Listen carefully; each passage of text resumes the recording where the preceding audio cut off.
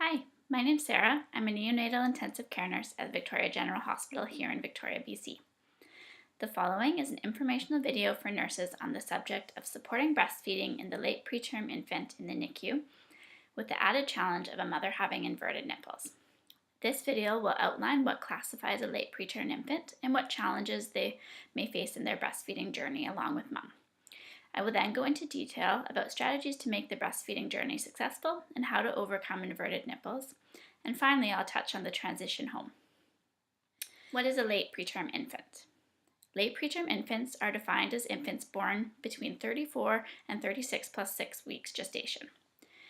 Late preterm infants may be the size of term infants, however, they are physiologically less mature and are at risk for feeding difficulties, hypoglycemia, jaundice, temperature instability, apneas and bradycardias, and respiratory complications.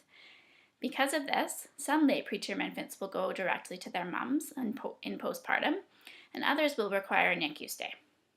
Late preterm babies are typically sleepy, less coordinated, and have a weaker suck, which makes establishing breastfeeding a challenge. Learning to breastfeed for a late preterm baby is a process, often requiring supplemental feeds in the beginning to ensure babies get adequate calories for growth. In the NICU, babies may be supplemented through gavage feeds or bottles, and some NICUs may also use supplemental nursing systems, cup and spoon feeding. As the nurse, it's vital to establish the parents' wishes as early as possible so you can in turn set them up for success. Upon contact with parents, establish whether they plan to breastfeed, discuss with them whether they are comfortable with soothers, bottles, donor breast milk, and/or formula if necessary. While soothers are generally discouraged in the breastfeeding world, they can be beneficial for a preterm infant. They help to strengthen and coordinate the suck and offer comfort during painful procedures. Clearly document the parents' wishes. Respect those decisions so that they receive a continuity of care. For many parents, having a preterm baby is very upsetting. Being in the NICU is stressful, and many moms who have planned to exclusively breastfeed are disheartened. I like to present information to parents in the following framework. Firstly, we need to feed the baby. All that matters is that they're getting adequate nutrition to maintain their blood sugars, prevent jaundice, and grow. 2, move that milk and protect the milk supply. This is going to set mom and baby up for future success. And 3, work on breastfeeding. Along with nursing support, we will teach the mom and baby to breastfeed and to eventually reach their goals. Exclusively breastfeeding is still 100% possible. I'll go into detail on these 3 points. So first, feed the baby. This may be through IV, breast milk from mom, donor breast milk, or formula. In order for a preterm infant to be healthy and grow and thrive, they need adequate nutrition and usually some extra calories.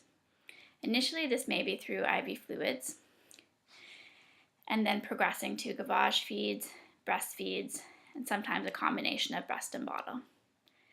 Educate the parents on the benefits of colostrum and make sure mom has been shown how to hand express colostrum.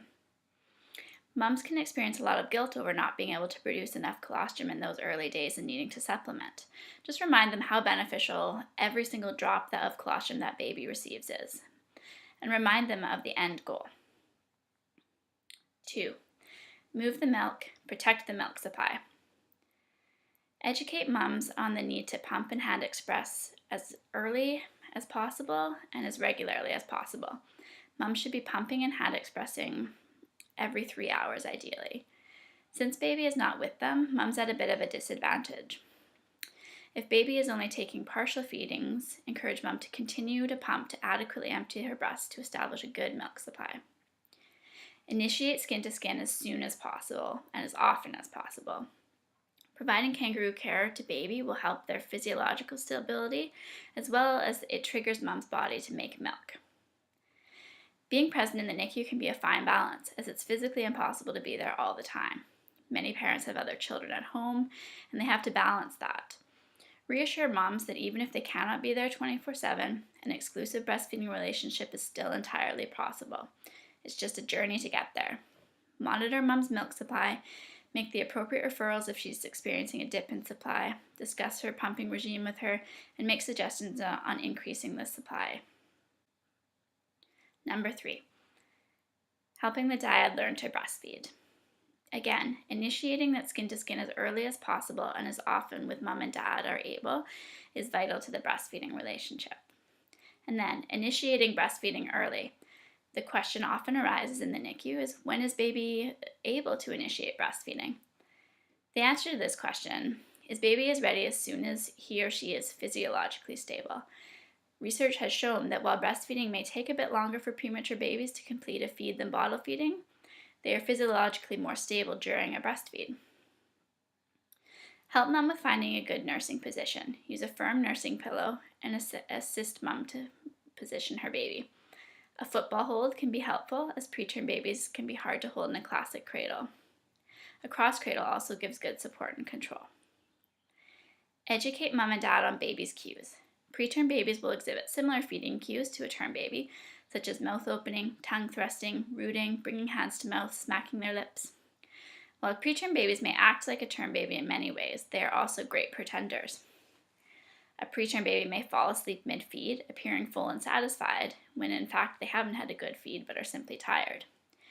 Teach mom to feed baby skin to skin, tickle their feet or stop and burp them and relatch if they're really sleepy. Educate mom on how to discern if baby's actively feeding.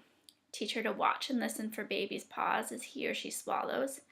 Again, preterm babies are good at pretending to feed well, when they can sometimes just be sucking ineffectively. Breast compressions can be helpful in helping baby get more volume in each feed.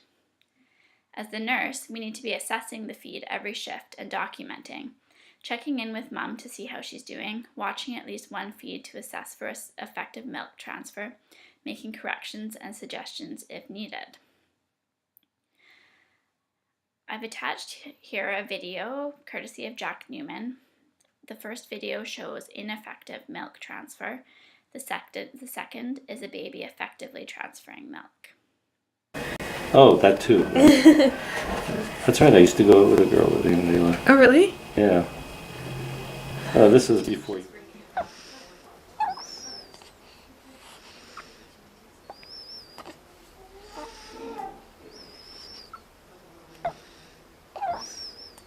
Okay, the added challenge of inverted nipples.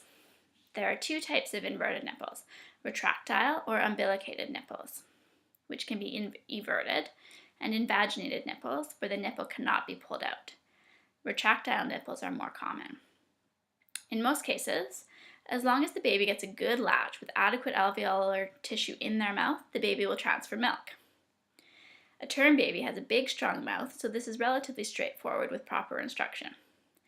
This will be more difficult for a preterm baby who has a weaker suck and a smaller mouth. Pumping prior to a feed can help to draw the nipple out.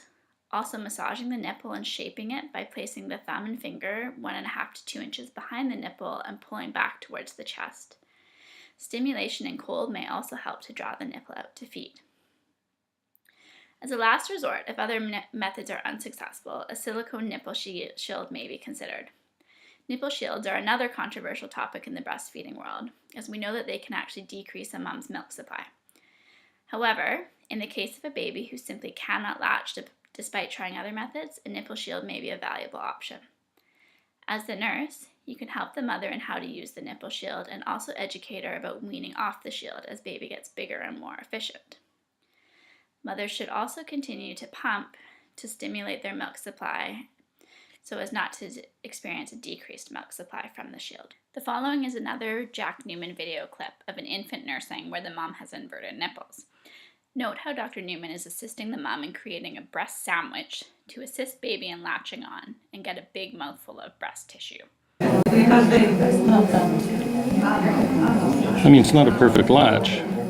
Hey, but we'll take... Before going home, infants should be demonstrating a steady pattern of weight gain and taking full feeds orally, as well as maintaining their temperature and vital signs.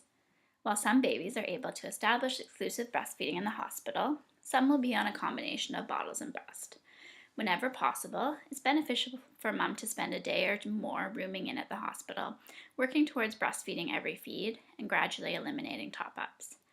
As babies grow and get stronger and more efficient, they'll be able to take bigger, better breastfeeds more efficiently. Late preterms should get early public health follow-up when they go home and frequent visits to the pediatrician or GP to monitor weight and growth. With the help of their healthcare providers, moms can gradually eliminate bottles at home if they're still topping up upon discharge. I hope you've enjoyed this presentation and found it useful. Thanks for watching.